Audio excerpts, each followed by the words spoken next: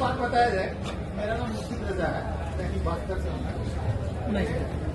ये जो पद यात्रा कर रहे हैं बिहार में बदलाव लाने के लिए, क्या लगता है कि ये जो पार्टियां काम कर रही है वो किस तरह का बदलाव लाएगी? नहीं, देखिए, इस पदयात्रा में मैं हमेशा ये बात बताता हूं कि समाज में सामाजिक राजनीतिक जीवन में ज्यादातर समय आपका और हमारा इस बात पर जाता है कि बिहार में किस दल ने, किस नेता ने अच्छा किया, किसने खराब किया।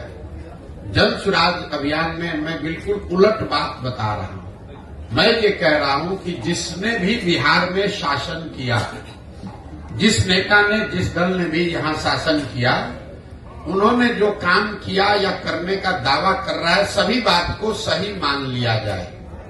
ये मान लीजिए कि कांग्रेस ने 40-45 साल बिहार में विकास किया, जो उनका दावा है। ये मान लीजिए कि 15 साल में लालू जी ने बिहार में सामाजिक न्याय की दिशा में काम किया, गरीबों को, पिछड़ों को आवाज दे दी, यही तो उनका दावा है। मान लीजिए, ये मान लीजिए कि नीतीश कुमार भाजपा के शासन में 18 साल में यहां पानी, बिजली, सड़क में थोड़ा सुधार हो गया। लेकिन अगर इन सारे बातों को, सारे दावों को सही मान भी लीजिए, तो भी इस बात से कोई इनकार नहीं कर सकता है कि बिहार आज भी देश का सबसे गरीब, सबसे पिछड़ा, सबसे ज्यादा अशिक्षित, सबसे ज्यादा भूखमरी वाला राज्य है। तो कोई तो ऐसी बात है जो आपको, हमको समझ में नहीं आ रही है। हम 1965 में भी 28वें नंबर पर थे, 1990 में भी 28वें पर थे और 2023 में भी 28वें नंबर पर ही है। जब देश आजाद हुआ तो बिहार देश के 5-6 सबसे अच्छे राज्यों में था। तमिलनाडु और बिहार बराबर के राज्य थे। आज बिहार 28वें नंबर पर है। तमिलनाडु बिहार से 6 गुना बड़ा राज्य बन गया। आज आपके बच्चे जाकर तमिलनाडु में नौकरी मजदूरी कर रहे हैं। कुछ तो ऐसी बात है, क्योंकि तमिलनाडु में भी वही देश का कानून, संविधान है जो बिहार में है। वहां पर भी ये नहीं कोई दावा कर सकता है कि तमिलनाडु में सब नेता हरिश्चंद्र है, वहां भ्रष्टाचार नहीं है। कोई ये दावा नहीं कर सकता है कि केरल में, महाराष्ट्र में, कर्नाटक में जाति नहीं है। इन सब के बावजूद वहां तरक्की हुई है, कम हो या ज्यादा, तरक्की हुई है। बिहार एक ऐसा राज्य है जो पीछे चलता जा रहा है। तो कहीं न कहीं आपको, हमको बिहार के शहरी होने के नाते ये सोचने और समझने की जरूरत है कि ऐसी क्या बात है जो कि बिहार में हम लोग आगे जाने के बजाय पीछे जा रहे हैं।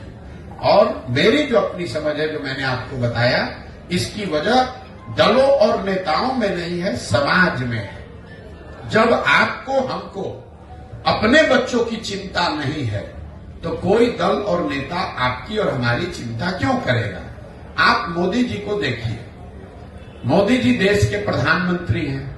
वो गुजरात के भी प्रधानमंत्री हैं, बंगाल के भी प्रधानमंत्री हैं और बिहार के भी प्रधानमंत्री हैं। जब मोदी जी कल परसों बंगाल गए, वहां पर उन्होंने मेट्रो का उद्घाटन किया। अभी 2 दिन के बाद वो गुजरात जाएंगे, वहां सेमीकंडक्टर के फैक्ट्री का उद्घाटन करेंगे। कल मोदी जी बिहार आए थे, उन्होंने यहां जूट मिल, चीनी मिल की बात नहीं की। यहां पर वो क्या बात कर रहे हैं? लालू का डर दिखा रहे हैं कि हमको वोट नहीं दोगे, भाजपा को वोट नहीं दोगे, जंगल राज आ जाएगा। ये पूरे बिहार को हम 5 किलो अनाज खिला रहे हैं गरीबों को, इसलिए वोट दो। हमने मंदिर बना दिया, इसलिए वोट दो। मोदी जी वही हैं, लेकिन अलग अलग राज्य में अलग अलग तरीका लोग अपनाते हैं। क्यों? क्योंकि उनको भी मालूम है कि बिहार में लोग पढ़ाई और रोजगार नहीं मांग रहे हैं। बिहार में लोग 5 किलो अनाज मांग रहे हैं, हिंदू मुसलमान मांग रहे हैं, जाति मांग रहे हैं। तो आपको जातिगत जनगणना मिला। जो चीज आप लोकतंत्र में मांगेंगे वही तो मिलेगा। हम लोग इस पर चिंता करते हैं कि वोट किसको दिया जाए। मेरी अपनी 20 वर्ष की समझ है कि किसको आप वोट देते हैं ये जरूरी नहीं है। ज्यादा महत्वपूर्ण है कि आप वोट किस बात के लिए देते हैं। एक और आपको आंकड़ा दे रहा हूं। जितने दक्षिण के राज्य हैं जो आज देश में आगे हैं, केरल, तमिलनाडु, कर्नाटक, आंध्र प्रदेश, तेलंगाना, कोई भी ऐसा राज्य नहीं है जहां एक व्यक्ति 10 वर्ष से ज्यादा मुख्यमंत्री लगातार रहा हो। लेकिन बिहार में आप देख लीजिए 32 बरस से लालू नीतीश इसके आगे हम लोग देखने को तैयार ही नहीं है। ये इसलिए है कि जाति धर्म के नाम पर बंधुआ मजदूरी हो गई, एक आदमी बन गया, अब वो और उसके बच्चे ही यहाँ पर आगे चलाते रहेंगे। तो नई हवा, नई सोच, नया प्रयास हो नहीं रहा है। इसलिए नहीं हो रहा है कि समाज उसके लिए वोट नहीं कर रहा है। तो जब तक आप समाज में ये सुधार नहीं लाएंगे कि मेरे भाई तुम पाकिस्तान और पुलवामा के लिए वोट दे रहे हो, जबकि तुम्हारे बच्चे जाकर गुजरात में, तमिलनाडु में मजदूरी कर रहे हैं, तो तुम्हारा भला कैसे होगा। जितने मुसलमान समाज के लोग हैं, मैं 18 महीना से पैदल चल रहा हूं, 5000 से ज्यादा गांव में जाने के बाद मैं रोज मंच से कहता हूं कि दलितों के बाद सबसे ज्यादा गरीब, बदहाल, फटेहाल अगर कोई बिहार में है तो वो मुसलमान है। लेकिन 32 साल से मुसलमानों ने लालटेन का साथ नहीं छोड़ा है। इस 32 साल में मुसलमानों ने कभी ये नहीं पूछा लालटेन से कि आप सड़क मंत्री हैं तेजस्वी जी, हमारे गांव में सड़क क्यों नहीं बना। आप ग्रामीण कार्य मंत्री हैं, लेकिन हमारे गांव की नालियों गलियों की दुर्दशा क्यों है। आप स्वास्थ्य मंत्री थे, हमारे बच्चों के लिए अस्पताल, दवा, डॉक्टर क्यों नहीं है। आप शिक्षा मंत्री थे, हमारे बच्चों के लिए पढ़ाई क्यों नहीं। मुसलमान इन सारे परेशानियों के बावजूद जाकर उसी लालटेन को वोट दे रहा है। यही हाल भाजपा के वोटर का है। कोई नहीं पूछ रहा है मोदी जी से कि भाई आप देश में इतने बड़ी बड़ी बात कह रहे हैं, बिहार की बंद चीनी मिल, जूट मिल कब चालू होगी ये बताओ। आप बताइए, देश में कौन ऐसा उद्योगपति है जिसको अगर मोदी जी ये कह दे कि तुमको बिहार में जाकर चीनी मिल लगाना है और उसका हिम्मत है कि वो कह दे कि नहीं लगाएंगे। फिर मोदी जी ने क्यों नहीं कहा? इसलिए नहीं कहा कि उनको मालूम है कि ये काम करे चाहे न करे, बिहार की जनता हमको मुफ्त में वोट देगी ही देगी। उनको मालूम है कि बिहार की जनता भाजपा को सिर्फ एक बात पर वोट देगी, लालू का डर दिखाते रहो, वोट बोड़ा में लेते रहो, मंदिर और अनाज की बात करते रहो, लोगों से वोट लेते रहो। इसी तरह लालू जी को पता चल गया है कि मुसलमानों के लिए काम नहीं करना है, उनको सिर्फ भाजपा का डर दिखाते रहना है। न उनको भागीदारी देनी है, न हिस्सेदारी देनी है, उनको किरासन तेल बनाकर अपने लालटेन में जलाते रहना है। मुसलमान अपना और अपने बच्चों का भविष्य जला रहा है। लालटेन की रोशनी लालू जी के घर में हो रही है, मुसलमानों के घर में नहीं हो रही है। लेकिन अगर ये बात मुसलमानों को नहीं समझ में आएगी तो कैसे कोई सुधार ला देगा। कोई एक प्रशांत किशोर आ जाए कि 10 प्रशांत किशोर आ जाए। इसीलिए हमने दल नहीं बनाया है, इसीलिए हम वोट नहीं मांग रहे हैं। हम ये कह रहे हैं कि नहीं, पहले आप समझो, आप खड़े हो। अगर आप अपने बच्चों के लिए खड़े होगे तो प्रशांत किशोर आपकी मदद करेंगे। आपको लग रहा है कि हम कुछ नया काम कर रहे हैं, हम अपने दिमाग में वही काम कर रहे हैं जो पहले कर रहे थे। पहले मैं दलों को, नेताओं को सलाह देता था, उनको ये बताता था कि किस तरीके से संगठित होइए, किस तरह से अपने दल का गठन कीजिए, किस तरीके से चुनाव का प्रचार कीजिए, किन मुद्दों की बात कीजिए, कैसे भाषण दीजिए ताकि आप जीत कर आइए।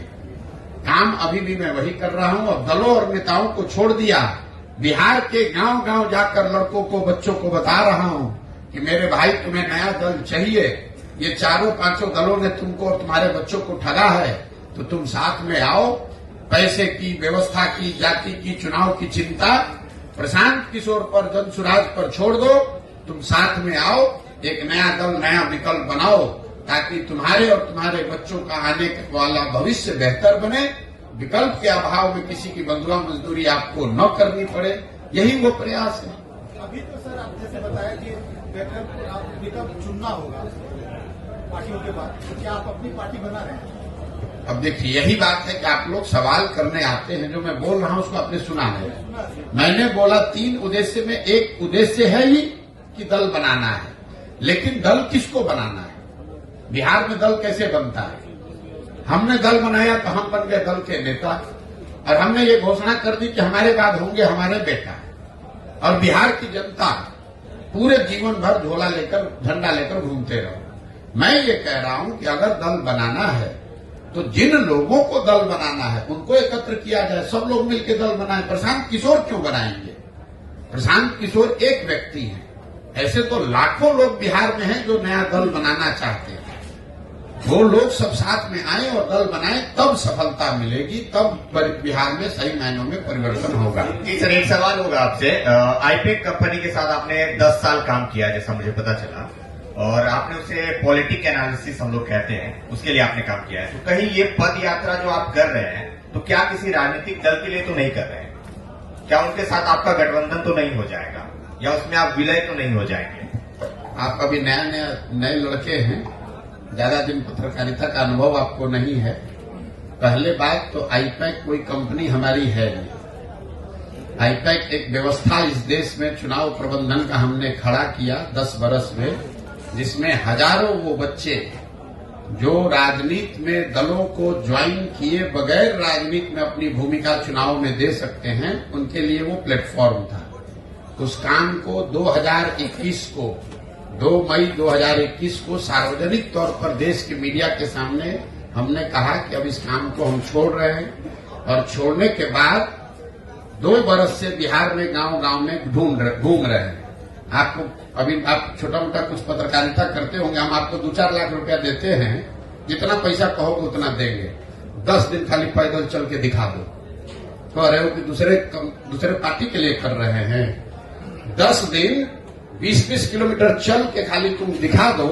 अब पैसा जो कहोगे कैमरे पर कह रहे हैं, जितना पैसा कहोगे उतना देंगे मजदूरी तुमको। हम कह रहे हैं पैसे की बात नहीं, हम आपके साथ चलने को तैयार हैं। आप हमारे साथ मत चलिए। आप ऐसे जो लोग ये कह रहे हैं कि दूसरे दल के लिए काम कर रहे हैं, तो जो दल हमको हायर किया है काम करने के लिए, हमको इंगेज किया है, आपको लगता है कि इतना पैसा कोई दे सकता है कि हम अपना जीवन खपा देंगे पैदल चलने में? यही आपकी समझ है? मतलब हमारी यहाँ देश में किसी के पास इतना पैसा है कि हमको अपना जीवन खपाने के लिए, कभी आपने सुना है कि कोई 2 बरस अपना घर परिवार छोड़कर टेंट में धूल फाक रहे हैं और आप कह रहे हैं कि कोई दल का काम कर रहे हैं? वो दल वाला अपने एसी से नहीं निकल रहा है और हम उसके लिए गांव-गांव में धूल फाकेंगे? हम 10 बरस 1-2 राज्य में नहीं 10 राज्य में मुख्यमंत्री बनाए हैं। कहीं आज तक रोड पर चलने की जरूरत है? उसके लिए हमको कंप्यूटर लेके अपने एसी कमरा में बैठेंगे, वहां से उसको न बोलेंगे कि तुम जाओ रोड पर। हम काहे के लिए जाएंगे भाई? जनता के लिए आप इसका मतलब रोड पे कभी आना नहीं चाहेंगे? तो सर रोड पे जो आप आए हैं, बैठो अभी क्या करते हो? बैठो।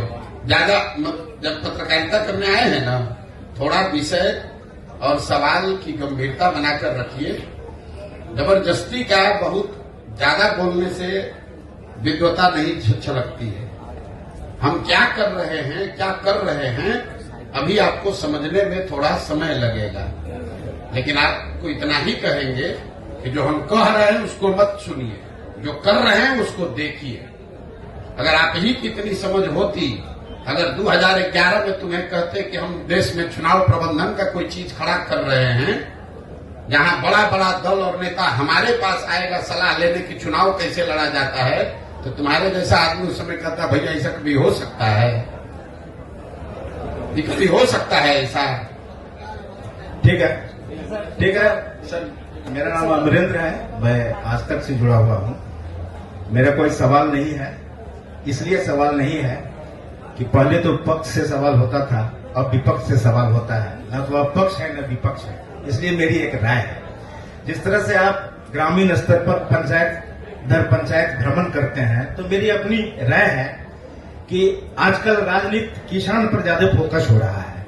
तो क्यों नहीं जन सुराज जो है, जिस तरह से पूरे देश में चैम्बर ऑफ कॉमर्स है, उसी तरह से पंचायत स्तर पर हम चैम्बर ऑफ फार्मर्स का भी गठन करें, बाद में स्टेट लेवल पर करें, ताकि ये सुनिश्चित हो अगर बीज का कीमत चैम्बर ऑफ कॉमर्स तय करे तो फिर अनाज का कीमत चैम्बर ऑफ फार्मर्स तय करेगा। एक ये मेरा सुझाव है। दूसरी बात एक जानना ये चाहते हैं कि जो अभी जो राजनीति में चुनाव में जाति जनगणना बहुत ज्यादा फोकस हो गया है, तो आपकी नजर में ये जाति जनगणना क्या ये सिर्फ पॉलिटिकल बेनिफिट है या फिर जन जन का इसमें फायदा है? देखिए, पहली बात आपको बता दें, जो आपने सुझाव दिया उसके लिए धन्यवाद। लेकिन जो लोग आप लोग बिहार में रहते हैं, अगर इस विषय को गंभीरता से समझना चाहते हैं, तो अपने आप से ये सवाल पूछिए कि बिहार में किसानों की इतनी बदहाली के बावजूद पिछले 70-75 साल में कोई किसान का नेता, कोई किसान का आंदोलन क्यों नहीं हुआ? इसलिए नहीं हुआ कि बिहार में किसानों की संख्या, विशुद्ध किसानों की संख्या बहुत कम है। जो लोग किसान हैं, जो जमीन के मालिक हैं, वो खेती किसानी नहीं कर रहे हैं, वो रेंट पर अपनी जमीन को दे रहे हैं। उनको किसानों के मुद्दों से बहुत सरोकार नहीं है। उनको जो बटाई का पैसा मिलता है वो एक तरीके से लैंड के ओनर हैं जो उससे रेंट लेते हैं। और जो आदमी एक्चुअली में किसानी कर रहा है वो किसान वो भी नहीं है, क्योंकि उसकी जमीन नहीं है, वो मजदूर है। वो रेंट पर लेकर जमीन पर खेती कर रहा है। बिहार में 95% जो किसान है वो 2 बीघा से कम का मालिक है। तो उसकी जो खेती है वो खाने वाली खेती है, कमाने वाली खेती नहीं है। गांव देहात में आप सुनते होंगे लोग कहते हैं कि भैया रोपनी करने आए हैं, कटिया करने आए हैं, कमाने के लिए इसके बाद लुधियाना जाएंगे, पंजाब जाएंगे, कोयम्बटूर जाएंगे। क्यों ऐसा लोग कहते हैं? क्योंकि खेती यहाँ के लोगों की समझ में, नजर में खाने का जरिया है। अपने और अपने बच्चों के लिए खाने की सुनिश्चितता हो जाए। खेती आमदनी का जरिया बिहार के लोगों के लिए नहीं है। इस बात की गंभीरता और इसकी गहराई को आप समझिएगा। गहराई में जाकर तब आपको पता चलेगा कि बिहार में इतना बड़ा इकोनॉमी रूरल और एग्रीकल्चर आधारित होने के बाद भी यहाँ आज तक सहकारिता के क्षेत्र में कुछ काम नहीं हुआ। आज तक यहाँ पर फार्मर्स एसोसिएशंस नहीं बने। आज तक यहाँ किसानों के लिए कोई बीज और फसल के बेचने की व्यवस्था सरकारी या गैर सरकारी नहीं बनाई गई। और किसान यहाँ हर साल अपने फसल को 30-40% कम दाम पर बेचकर भी आंदोलित क्यों नहीं होता है? अभी आप देख रहे हैं कि देश में किसानों का आंदोलन चल रहा है। वो कौन किसान है? वो पंजाब के किसान हैं, हरियाणा के किसान हैं, जिन्होंने अपना धान सरकारी मंडियों में पंजाब में 2100 रुपया में बेचा है। पूरे बिहार में किसानों ने धान बेचा है 1600 में, 1700 में, लेकिन बिहार का एक भी आदमी किसान दिल्ली आंदोलन में नहीं गया है, क्योंकि यहाँ पर विशुद्ध किसान बचे ही नहीं हैं। लोग खेती से, किसानी से अपने जीवन को बेहतर बनाने का रास्ता नहीं देखते हैं। वो खेती को खाने का जरिया मानते हैं और इस तलाश में, इस अवसर में बैठे हैं कि कोई नौकरी मिल जाए, कोई धंधा मिल जाए कि खेती से जान छूटे, 1 बीघा जमीन भी है तो उसको बटाई पर दे, गांव छोड़कर भागे। इसलिए किसानों की समस्या यहाँ बहुत बड़ी है। इसको नए सिरे से सोचने, समझने और सुधारने की जरूरत है। दूसरा जो आपने सवाल किया, और इसीलिए जन सुराज का एक उद्देश्य है कि हर पंचायत में, मैंने जो कहा, आपने शायद आप लेट से आए, कि हर पंचायत में यहाँ की खेती को खाने वाली खेती से कमाने वाली खेती कैसे बनाया जाए, इसका एक योजना बनाया जा रहा है। कि भाई आप धान की खेती करते हैं, इसके बजाय आप लहसुन की खेती करें, और करने के लिए सरकार आपको क्या मदद करे ताकि आपको आमदनी हो उससे। दूसरा जो आपने सवाल किया जातिगत जनगणना का, पिछले 1 साल से हम पैदल चल रहे हैं और हर जगह ये सवाल पूछा जाता है। देखिए, जातिगत जनगणना होने में कोई दिक्कत नहीं, उससे कोई नुकसान नहीं है। पहली बात तो जो बिहार में हुआ वो जनगणना है ही नहीं, वो सर्वे है। जनगणना तो केंद्र सरकार का मामला है। सर्वे और जनगणना में ये फर्क है कि जानकारी भले एक ही आई हो, सर्वे का कोई वैधानिक आधार नहीं है। मान लीजिए कि बिहार के आर्थिक सर्वे, बिहार के जातीय सर्वे में दलितों की संख्या 18% आई और जनगणना में 17.5 या 16 आ गई, तो आधिकारिक तौर पर संख्या वही मानी जाएगी जो जनगणना में है। दूसरी बात, जनगणना लोगों ने क्यों कराया, इसका क्या फायदा, नफा, नुकसान है? जनगणना होने में कोई दिक्कत नहीं है, क्योंकि समाज के अलग अलग जाति, समूह, वर्गों की बारे में आपको बेहतर जानकारी मिली। लेकिन सिर्फ जानकारी मिल जाने मात्र से उसकी दशा नहीं सुधरेगी। बिहार में प्रति व्यक्ति आय 35,000 रुपया है, देश में 1,35,000 है। ये जानकारी तो आपको पहले से है, तो क्या इससे बिहार के लोगों की आमदनी बढ़ जाएगी? बिहार में सिर्फ 5% लोग ही कॉलेज तक पहुंच पा रहे हैं, ये जानकारी तो आपके पास है। तो क्या इससे लोगों की शिक्षा की स्थिति सुधर जाएगी? सिर्फ ये ऐसे हुआ कि कोई पुस्तकालय है, लाइब्रेरी है, वहां आप गए, वहां पर सारे पुस्तकें हैं, उससे तो आप पढ़ लिखकर विद्वान नहीं हो जाइएगा। उस पुस्तक को पढ़ना भी पड़ेगा और आप में वो क्षमता भी होनी चाहिए। जो यहाँ पर जातीय सर्वे कराया गया वो नीतीश कुमार का एक प्रयास था कि इसका राजनीतिकरण करके एक बार समाज को फिर बांटकर इसका राजनीतिक लाभ उठाया जाए। मैं पहले दिन से कह रहा हूं कि इसका कोई राजनीतिक लाभ नहीं मिलेगा और इसका प्रमाण ये है कि जो नीतीश कुमार जातिगत सर्वे के आधार पर चुनाव लड़ने प्रधानमंत्री बनने गए थे वही भागकर जाकर भाजपा में शामिल हो गए। तो अगर जातिगत सर्वे का चुनावी फायदा होता तो नीतीश बाबू भागकर भाजपा में क्यों जाते? इसका कोई चुनावी फायदा नहीं है। एक और जो महत्वपूर्ण बात है जातिगत सर्वे, सबसे महत्वपूर्ण बात, जातिगत सर्वे जो बिहार में आया वो आपको क्या दिखाता है? जिन जाति समूहों के वंचित होने, पिछड़ा होने की बात पिछले 40-50 साल में कही जा रही है, उन जातिगत समूहों की आर्थिक, सामाजिक, शैक्षणिक स्थिति में कोई सुधार नहीं हुआ है। ये नीतीश लालू जी ने जमीन पर पड़े हुए कीचड़ को अपने मुंह में लगा लिया। अब सवाल ये होना चाहिए कि भाई 30-32 साल से जिन जाति समूहों के नाम पर आप राजनीति किए, जिनको बल देने, आवाज देने, शिक्षा, रिजर्वेशन देने के नाम पर आप गद्दी पर बैठे, उनकी स्थिति तो बदली नहीं। तो इतने दिन से तो आप सबको बेवकूफ बना रहे थे और उनकी हकमारी की किसने? पूरे बिहार में 32 साल से राज कौन कर रहा है? लालू कर रहे हैं, नीतीश कर रहे हैं। तो किसने इसको रोका है कि मुसलमानों को, पासमंदा समाज के लोगों को आप गृह मंत्री बना दीजिए? किसने नीतीश कुमार को रोका है कि किसी महादलित को आप यहां पर फाइनेंस मिनिस्टर बना दीजिए, सड़क का मंत्री बना दीजिए, शिक्षा मंत्री बना दीजिए? किसी अति पिछड़ा समाज को आप जल संसाधन मंत्री बना दीजिए? आज तक बनाया? इन लोगों का ये वोट लेते हैं, लेकिन जब सरकार बनती है तो उसमें जितने बड़े विभाग हैं वो तेजस्वी यादव रहेंगे, वो नीतीश कुमार रहेंगे। 18 साल में नीतीश कुमार ने गृह मंत्रालय नहीं छोड़ा, किसी अति पिछड़ा को गृह मंत्रालय दे दो। लालू जी 15 साल 16 साल रहे, किसी मुसलमान को गृह मंत्री नहीं बनाया, किसी मुसलमान को पथ निर्माण मंत्री नहीं बनाया, किसी मुसलमान को शिक्षा मंत्री नहीं बनाया। तो ये तो बेवकूफ बनाकर वोट लेने की बात है। और जातिगत सर्वे के आधार पर इन लोगों ने ये दिखाया, ऊपर वाले ने इनके हाथ से ही करवा दिया कि देखो तुमने इन समाज के लोगों का एक्सप्लॉयटेशन किया, इनको बेवकूफ बनाया, इनके लिए किया कुछ नहीं। इसीलिए आपने देखा कि जातिगत सर्वे के आंकड़े आने के बावजूद समाज में राजनीतिक, सामाजिक कोई प्रतिक्रिया नहीं है। बिल्कुल लोग शून्य हैं उससे। लोगों को मालूम है कि बेवकूफ बनाने का प्रयास कर रहा है। मेरा 2 सवाल है।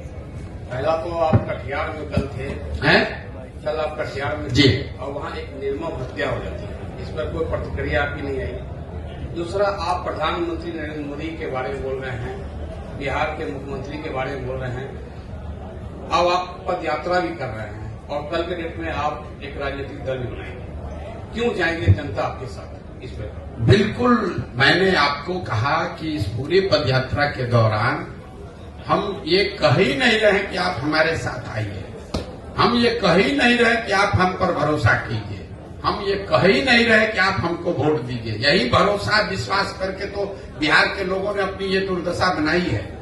अगर आप हम पर भरोसा कीजिएगा, हम पर विश्वास कीजिएगा तो भी आपकी दशा नहीं सुधरेगी।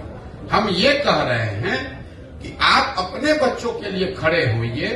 आज तक आप दूसरे का झंडा लेकर चले हैं, आप अपना और अपने बच्चों का झंडा बुलंद कीजिए। हम आपके पीछे खड़े हैं, हम आपको सुझाव देंगे, हम आपको व्यवस्था देंगे, हम आपको संसाधन देंगे, हम आपको चुनाव लड़ाएंगे। लेकिन खड़ा तो आपको होना न पड़ेगा भाई। हमारे पीछे चलिएगा, फिर हम भी आपको ठगेंगे। हम तो ये बात सामने से कह रहे हैं। आप जो ये सवाल कर रहे हैं, आप पर भरोसा क्यों करें? हम भाषण की शुरुआत ही इसी बात से करते हैं कि आप वोट मांगने वालों पर भरोसा करते आए, वो चाहे कांग्रेस हो, आरजेडी हो, भाजपा हो, जदयू हो, सब ने आपको ठगा। अब प्रशांत किशोर आए हैं, हम पर भरोसा करोगे, हम भी ठगेंगे। इसलिए रास्ता ये नहीं है। रास्ता ये है कि आप अपने बच्चों के लिए पहले खड़े होइए। छोड़िए देश का चिंता, देश विकसित होगा कि नहीं होगा उसका चिंता थोड़े दिन छोड़ दिया जाए। मोदी जी कह रहे हैं कि 2047 में देश को विकसित बनाना है, इसलिए सब लोग भाजपा को वोट दीजिए। बिहार के लोगों को ये समझना है कि भाई देश विकसित जब होगा तब होगा। आज जो देश में विकास का स्तर है, बिहार के बच्चे वहां पर कब पहुंचेंगे ये बता दो। बिहार में जिस दिन 1,35,000 प्रति व्यक्ति आय हो जाए तब 5 गुना और हम लोग की आमदनी बढ़ जाएगी। पहले वो बता दो। लोगों को ये समझने की जरूरत है कि देश आगे बढ़ सकता है, लेकिन अगर आपके बच्चे नहीं पढ़े, आपके बच्चे अनपढ़ मजदूर रह गए तो उस विकसित देश में आप मजदूर बनकर लात जूता खाइएगा, गाली सुनिएगा, आपका भला नहीं होगा। इसलिए हम जन सुराज में रोज क्या कह रहे हैं कि देश के लिए नहीं, ये साधारण बात नहीं है, कोई नहीं कह सकता है। हम रोज डंके की चोट पर कह रहे हैं कि देश के लिए नहीं, राज्य के लिए नहीं, समाज के लिए नहीं, जाति के लिए नहीं, किसी विचारधारा के लिए नहीं, सिर्फ और सिर्फ अपने और अपने बच्चों के भविष्य के लिए वोट दो, तब बिहार सुधरेगा। जिसको भी वोट दो उससे अपने बच्चे के लिए पूरा सौदा, खरा सौदा करो। अपने जात वाले को देना चाहते हो उसको दो, मोदी जी को देना है दो, लेकिन अपने बच्चों के लिए रोजगार मांगो, पढ़ाई मांगो। पुलवामा के नाम पर मोदी जी को वोट मत दो। गुजरात में बुलेट ट्रेन बन रहा है, उस नाम पर मोदी जी को वोट मत दो। बिहार में जिस दिन एक्सप्रेस ट्रेन, पैसेंजर ट्रेन चले, उस नाम पर वोट दो, तब सुधार होगा। यही बात बता रहे हैं।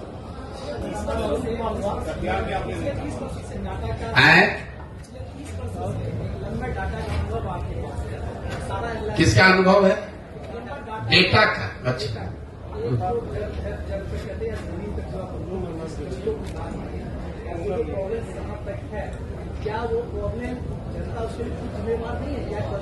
अब इतने देर से तो यही बात समझा रहे हैं भाई कि जनता जिम्मेवार है। जनता जिम्मेवार है ऐसा तो नहीं मानूंगा। मैं ये कह रहा हूं कि जो आपकी स्थिति है, अगर आप 500 रुपया लेकर मुखिया के चुनाव में वोट देंगे, विधायक को वोट देंगे, तो वो मुखिया और वो विधायक, उससे आप ईमानदारी की अपेक्षा नहीं रख सकते हैं। ठीक है, उसको लेकिन वोट कौन देता है? तब जाए, ठीक बात कहे।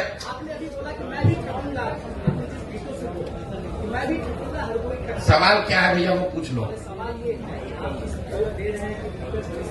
भाषण मत दीजिए, सवाल पूछो। सवाल पूछो, डेटा कुछ नहीं बोले अभी तक। अभी तक इतना देर में कोई आपका डेटा सुना नहीं।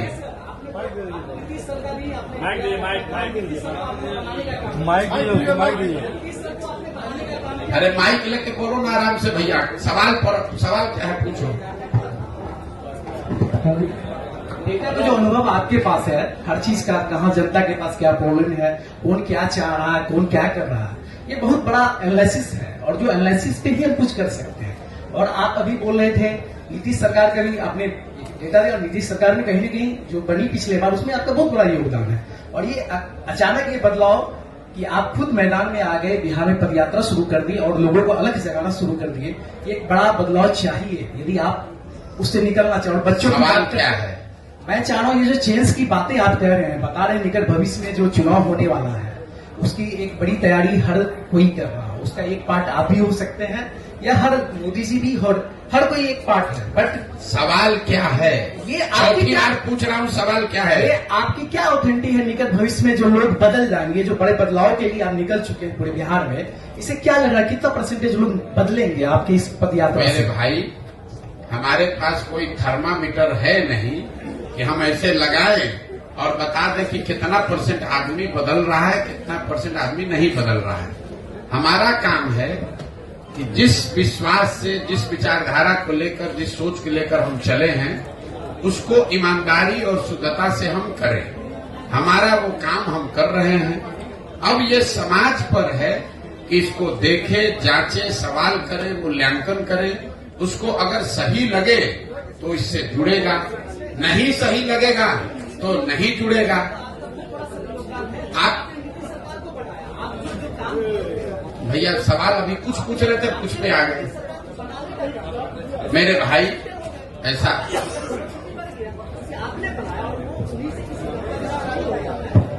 बोलिए।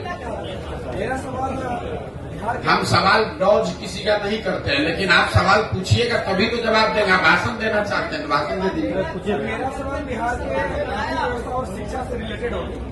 सवाल कुछ ये जानते हैं कि आप एक रणनीति में सवाल को बनाया है, तो बिहार के पद यात्रा से पहले जब भी आपने कई सरकारों को हेल्प किया, रणनीति बनाई, तो उसमें आप इन सब चीजों को क्या उन्हें नहीं बताते थे या आने का मकसद क्या था? देखिए, अब इन्होंने कहा, इनका सवाल है कि आप क्या पहले की सरकारों को ये इस तरह के मुद्दे नहीं बताए हैं जिनको कि आप मदद करते थे।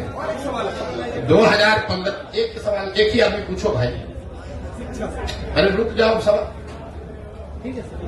आपने पीछे से भाई साहब पूरा एजिटेटेड होकर रहे कि आपने नीतीश को बनाया, तो 2015 में नीतीश कुमार की जिनकी मदद मैंने की, तो 7 निश्चय का एक प्रोग्राम भी बनवाया। तो जो आपका सवाल है कि पहले नहीं बताए थे, पहले बताए थे। 7 निश्चय नीतीश कुमार की सोच नहीं है, प्रशांत किशोर की भी सोच नहीं है। 40,000 गांवों में घूमकर देखकर जो लोगों की समस्या समझ में आई, उसके आधार पर 7 निश्चय का गठन किया गया। ये तय किया गया कि ये 7 मुद्दे जनता चाहती है कि ये किया जाए। उस काम को कराने के लिए बिहार विकास मिशन की स्थापना भी करवाई, लेकिन जिसको आपने चुनकर वो जिम्मेवारी दी, अगर 7 निश्चय वो लागू नहीं किया, तो मेरा नागरिक होने के नाते ये फर्ज नहीं है कि हम सवाल उठाएं। अगर बिहार के हर 18 से 35 साल के बच्चे को बेरोजगारी भत्ता के तौर पर 1,000 रुपया मिलता, तो क्या ये बेहतर नहीं होता? वही बात तो आज उठा रहे हैं। अगर बिहार के हर नाली गली का पक्कीकरण हो जाता है, तो बिहार की स्थिति नहीं सुधरती, वही बात बता रहे हैं। अगर बिहार के हर गांव घर में नल से पानी पहुंच जाता है, तो बिहार के लोगों की दशा नहीं सुधरती, वही बात बता रहे हैं। तो नई बात क्या बता रहे हैं? ये काम पहले नीतीश कुमार को बताया कि भैया आप इसको कीजिए, आपको जिताने में मदद करते हैं, उन्होंने नहीं किया।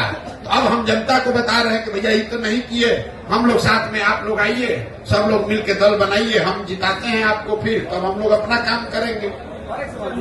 मैं अरुण कुमार हूँ, मैं करस्पॉन्डेंट हूँ। मेरा पूरे देश में परिवारवाद का मामला चल रहा है, इससे आप किस रूप में देखते हैं?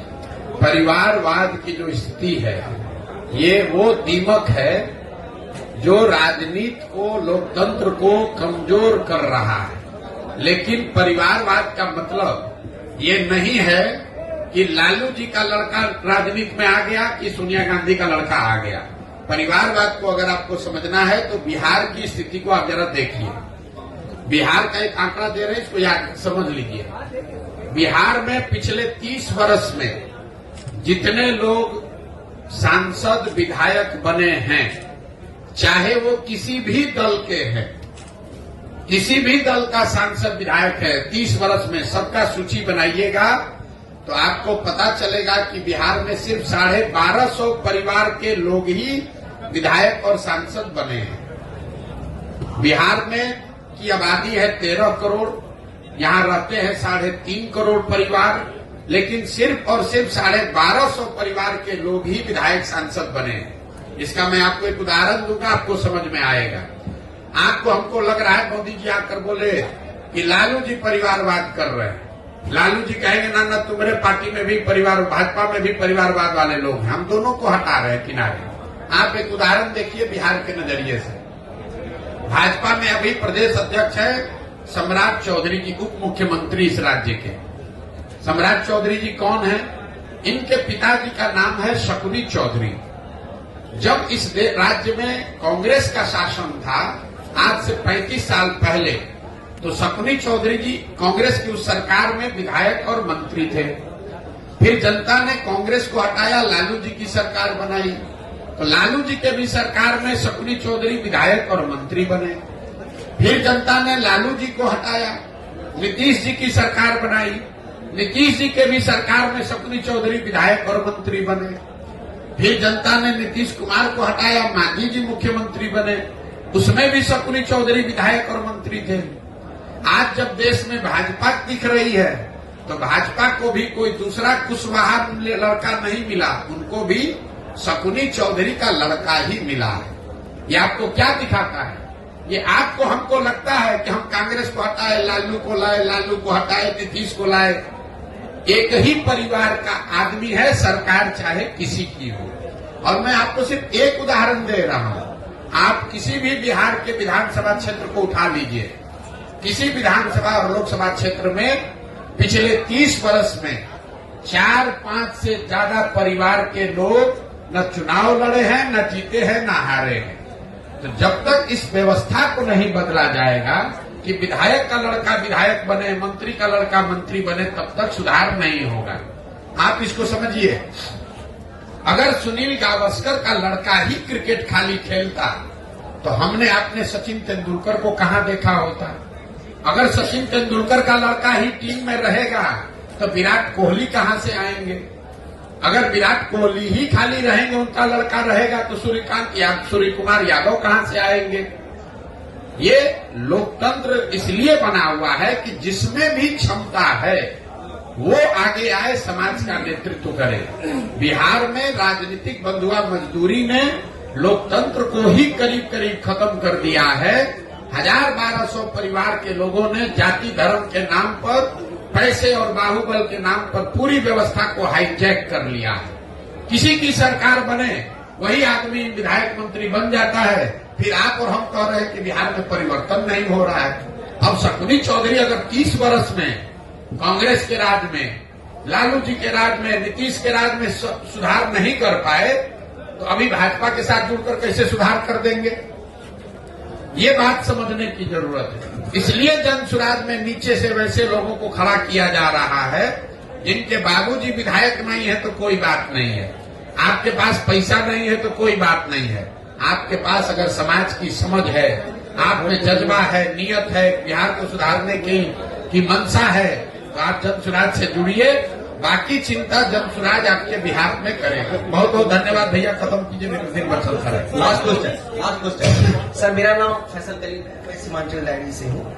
मेरा स्पेसिफिक सवाल है सीमांचल को लेकर, क्योंकि आपने बार बार अपने भाषण में ये जिक्र किया है पलायन बिहार की एक बड़ी समस्या है, तो सीमांचल की भी एक बड़ी समस्या है। जब हमने इसको डिग किया तो इसमें सबसे बड़ा कारण हमें फ्लड नजर आता है। तो आपके पास कोई ऐसा रोड मैप? देखिए, ऐसा है, फ्लड सिर्फ सीमांचल की समस्या नहीं है, कोसी में भी फ्लड की इतनी ही समस्या है। नेपाल से लगता हुआ पूरा जो एरिया है, सीतामढ़ी, शिवहर, वहां पर भी फ्लड की समस्या है। बिहार में 50% जो यहाँ के प्रखंड है वहां फ्लड की संभावना है, या वहां उसका फ्लड का डर है। पलायन बिहार में हमने देखा, जहां पर फ्लड आ रहा है, जहां नहीं आ रहा है, पलायन हर जगह। ऐसा नहीं है कि जिस प्रखंड में, जिले में बाढ़ नहीं आ रहा है वहां पर उद्योग धंधा चल रहा है, वहां से पलायन नहीं हो रहा है। फर्क इतना है कि जिन प्रखंडों से, जिलों से में बाढ़ आ रहा है वहां पर पलायन का स्तर 60-70% है। जहां पर बाढ़ नहीं आ रहा है वहां का पलायन 40-50% है। तो जल संसाधन को लेकर बिहार में एक नए समुचित होलिस्टिक प्रयास की जरूरत है, क्योंकि सिर्फ बाढ़ की समस्या नहीं है। 50% प्रखंड में बाढ़ है, करीब 25% प्रखंड में, बचे हुए 25% प्रखंड में जल जमाव की समस्या है। आप जब गोपालगंज से पैदल चलेंगे तो गोपालगंज, सिवान, छपरा, वैशाली, समस्तीपुर जो एरिया है, बीच मध्य बिहार जो है, इसमें कोई ऐसा पंचायत नहीं है जहां 2-4-5 हजार एकड़ जमीन में परमानेंट पानी न लगा हुआ है। इसी तरीके से 1/3 जमीन में सूखे की समस्या है। तो परेशानी यह है कि आधी जमीन में बाढ़ है और आधा जो जमीन ठीक है उसके आधे में या तो जल जमाव है या सूखा है। तो जब तक यहाँ जल प्रबंधन की व्यवस्था समुचित तरीके से ठीक नहीं की जाएगी, तब तक सिर्फ बांध लगाने से, बाढ़ रोकने से बात बनने वाली नहीं है। तो और एक चीज और आपको बता दें, आप लोग पत्रकार हैं, आपके लिए जानकारी का विषय है। बिहार में भ्रष्टाचार हर विभाग में है, लेकिन जल संसाधन से ज्यादा भ्रष्टाचार कहीं नहीं है। इसका प्रमाण क्या है, हम आपको बता देते हैं। यहां चाहे किसी गठबंधन की सरकार रहे, सारे विभागों का बंटवारा होता है। 2 विभाग ऐसे हैं जिसका मुख्यमंत्री रहता है वही रहता है। एक है होम विभाग, गृह विभाग, और दूसरा है जल संसाधन विभाग। ऐसा क्यों? रोड में चोरी कीजिएगा, कल होके हल्ला हो सकता है, आप पकड़ा सकते हैं। एकमात्र विभाग जल संसाधन है जिसमें जितना लूटना है लूट लीजिए और कागज पर लिख दीजिए कि बाढ़ आया सब बह गया। तो जो सत्ता में रहता है बिहार में जल संसाधन विभाग, आप इसको जाके पत्रकार के नाते देख लीजिएगा। नीतीश कुमार 18 साल से मुख्यमंत्री हैं, 9 अलग अलग गवर्नमेंट 9 तरीके के बनाए, लेकिन जल संसाधन विभाग किसी को नहीं दिया। लालू जी जब रहे वो सब विभाग बांट देंगे, जल संसाधन नहीं बांटेंगे। ये इसलिए कि ये दुधारू गाय है। हर साल बाढ़ लाने के नाम पर, बाढ़ से बचाने के नाम पर लोग लूट करते हैं और इस यही वजह है कि ये सुधार नहीं हो रहा सर एमडीएम का क्या ख्याल है? बिहार है। नीतीश कुमार की राजनीति को किस तरह से देखते हैं? नीतीश कुमार जी की राजनीति को कैसे देखते हैं? नीतीश कुमार की राजनीति को इतना ही देखते हैं क्या उनके राजनीतिक जीवन का ये अंतिम दौर चल रहा है। जितना हाथ पांव मारना है मार ले, कुछ महीने की राजनीति बची हुई है। जदयू एज ए दल का कोई भविष्य नहीं है, ये दल खत्म हो रहा है। अब देखिए जरा नीतीश कुमार की बात, आप लोग सब पत्रकार लोग इसको सुन लीजिए भाई। आपके हमारे मुख्यमंत्री गए हैं स्कॉटलैंड, याद रखिए स्कॉटलैंड गए हैं बिहार में इन्वेस्टमेंट लाने के लिए। स्कॉटलैंड में एक ही इंडस्ट्री है। स्कॉटलैंड 2 बातों के लिए, 3 बातों के लिए जाना जाता है। स्कॉच विस्की का नाम आप सुने होंगे। तो जिस राज्य का मुख्यमंत्री शराबबंदी की बात कर रहा है वो दुनिया में वहां गया जहां से स्कॉच बनता है, जो स्कॉच के लिए फेमस है। तो काहे के लिए गए हैं वहां? दूसरा, वहां स्कॉटलैंड जाना जाता है मेडिकल की पढ़ाई के लिए। और तीसरा, वहां पर ऊन बनता है बढ़िया। आप बिहार में इतना ठंडा पड़ता नहीं है, शराब यहाँ बिकती नहीं है। अब मेडिकल कॉलेज वहां से कोई आने वाला है नहीं।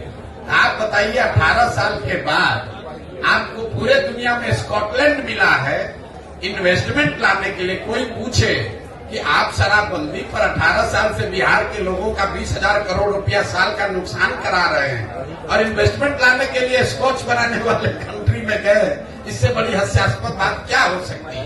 2024 में किसके तरफ देख रहे हैं? किसकी सरकार बनने जा रही है? हमको नहीं मालूम है किसकी सरकार बनने जा रही है। हम इतना हमको मालूम है कि नीतीश कुमार की कहानी अब खत्म है। नहीं, हमारा तो दल ही नहीं है, तो चुनाव कैसे लड़ेंगे? को लेकर के आप जनता के जब दल बना लेंगे तो वार्ड सदस्य से लेकर सांसद तक हर चुनाव लड़ेंगे।